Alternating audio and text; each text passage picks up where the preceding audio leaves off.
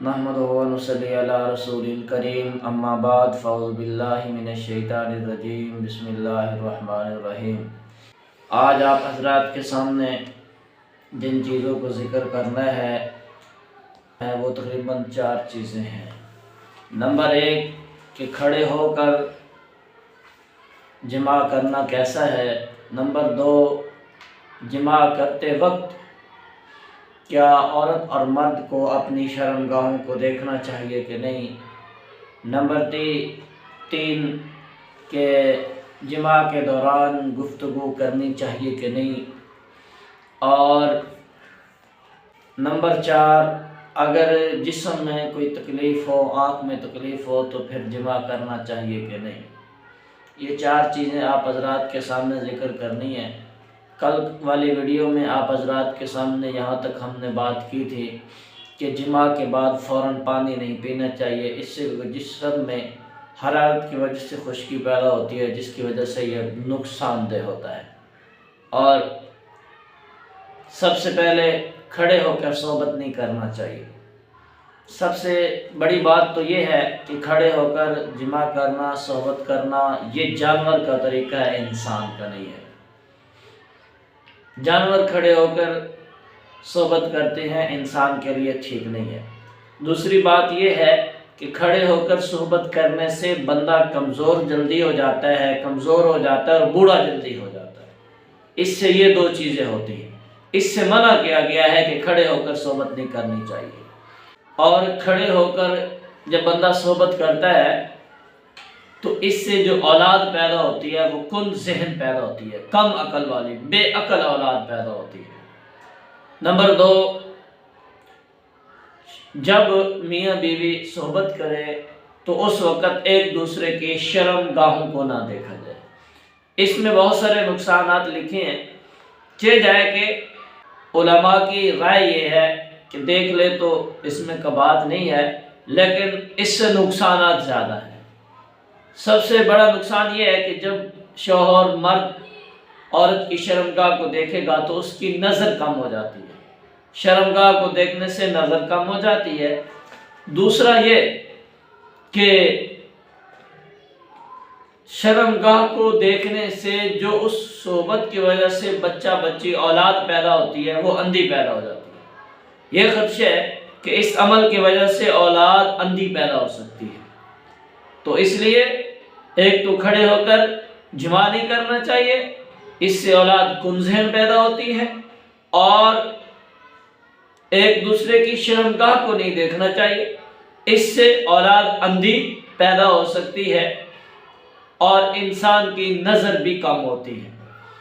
उसके बाद नंबर 3 कि जिमा करते वक्त दरमियान में ज़्यादा गुफ्तगू नहीं करनी चाहिए।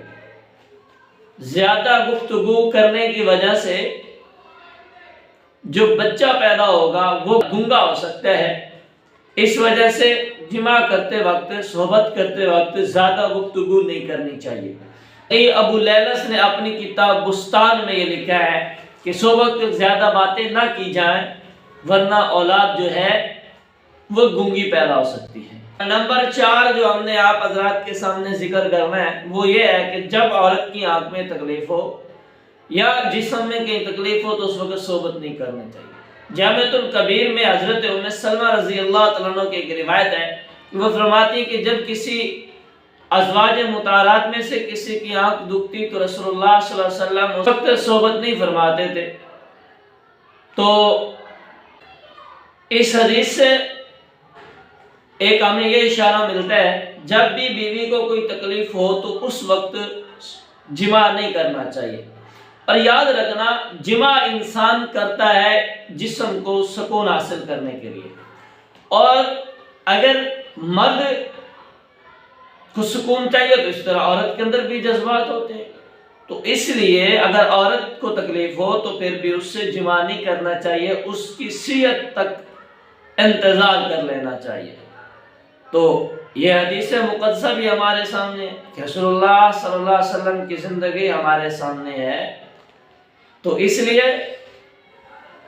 जिमा के वक्त ये चीज़ें भी ख्याल में रखनी चाहिए। फितरी तौर इंसान की फितरत ये है کہ وہ سکون حاصل کرنے کے لیے جماع کرتا ہے، اپنی بیوی سے صحبت کرتا ہے، تو اس کی صحت کا بھی خیال کرنا چاہیے۔ اگر اس کو تکلیف ہو تو اس سے بھی اس وقت صحبت نہیں کرنی چاہیے۔ یہ 4 چیزیں ہم نے آپ حضرات کے سامنے ذکر کی ہیں، اور 5ویں چیز جو ہم نے آپ حضرات کے سامنے ذکر کرنی ہے وہ یہ ہے کہ صحبت کس وقت کرنی چاہیے۔ بندہ کس وقت اپنی بیوی سے جماع کرے، تو حضرت امی عائشہ رضی اللہ تعالی عنہا سے ایک روایت ہے جس کو امام غزالی رحمۃ اللہ تعالی علیہ نے نقل کیا ہے اپنی کتاب احیاء العلوم میں۔ وہ فرماتے ہیں کہ رسول اللہ صلی اللہ علیہ وسلم آخری شب جب وتر پڑھ چکے ہوتے تو اس کے بعد اگر صحبت کا ارادہ ہوتا، جماع کا ارادہ ہوتا، تو اس وقت جماع فرماتے۔ اگر ارادہ نہ ہوتا تو پھر جائے نماز لپیٹ کر وہی آرام کرتے کہ حضرت بلال حبشی رضی اللہ تعالیٰ عنہ پہ رسول اللہ صلی اللہ علیہ وسلم کو نماز کے لیے بلاتے تھے۔ تو ایک تو یہ بھی ہمیں پتہ چلا، اور حکماء بھی فرماتے ہیں کہ جماع اس وقت کرنا چاہیے جب پیٹ خالی ہو، پیٹ بھرے ہوئے کے ساتھ جماع نہیں کرنا چاہیے، اس سے بہت ساری بیماریاں لاحق ہوتی ہیں۔ بہترین اور سب سے بہترین طریقہ یہی ہے کہ رات کے آخری حصے میں جماع کرنا چاہیے۔ اگر بندہ پھر بھی نہیں ہو سکتا تو پھر آدھی رات کو، کیونکہ اس وقت تک معدہ جو ہے وہ خالی ہو چکا ہوتا ہے، اس وقت جماع کرنا چاہیے۔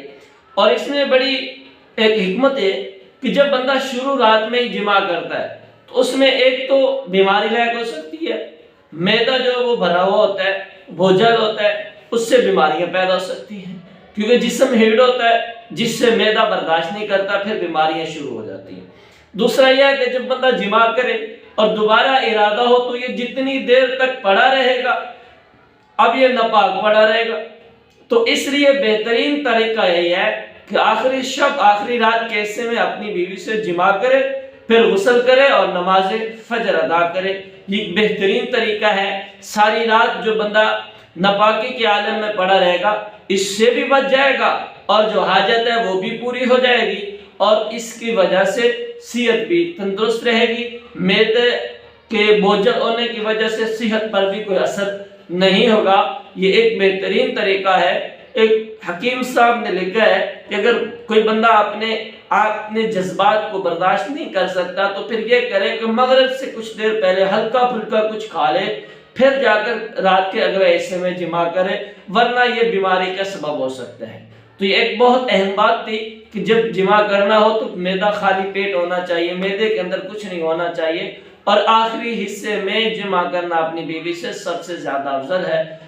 امید ہے کہ آپ لوگوں کو ہماری باتیں بہت پسند آئی ہوں گی، تو انشاءاللہ آپ حضرات سے پھر ملیں گے۔ وما علینا الا البلاغ۔